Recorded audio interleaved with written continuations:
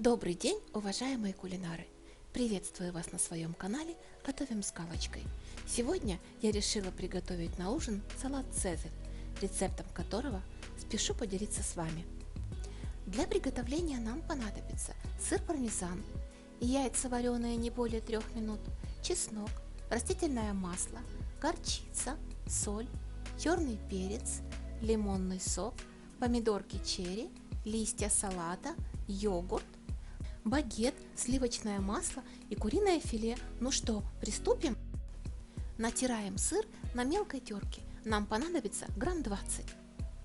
В йогурт, он у меня 1,5% жирности, мы добавляем вареные яйца. Как я говорила выше, яйца мы варили не более 3 минут. Серединка у них должна быть полужидкая. Режем яичко на несколько частей и отправляем в наш йогурт. Чеснок примерно 1 зубчик натираем на мелкой терочке, туда же отправляем натертый сыр. Добавляем горчицу, столовую ложечку растительного масла, черный перчик, немного соли и столовую ложку лимонного сока. Пробьем все это блендером до однородного состояния. Пробуем на соль, при необходимости досаливаем и убираем его пока в сторону настаиваться. Берем наш хлеб и нарезаем его кубиком. На разогретую сковороду кладу сливочное масло, растительное масло, добавляю наши сухарики и обжариваю их до красивой золотистой корочки. На разогретую сковородку наливаем немного растительного масла и отправляем туда наше куриное филе.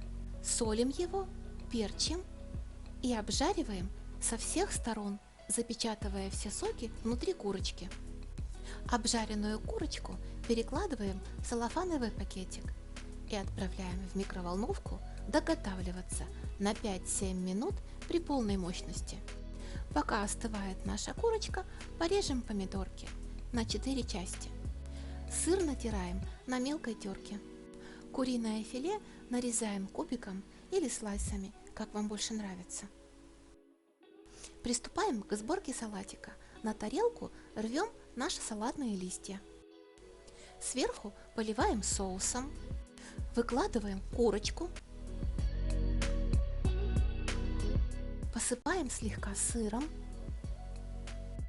Выкладываем помидорки. Поливаем соусом. Выкладываем сухарики. И снова посыпаем сыром. Вот такой салатик у меня получился. Вкусный, хрустящий.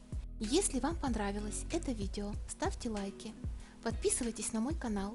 Пишите комментарии. Задавайте вопросы. Обязательно отвечу. Приятного аппетита. Пока!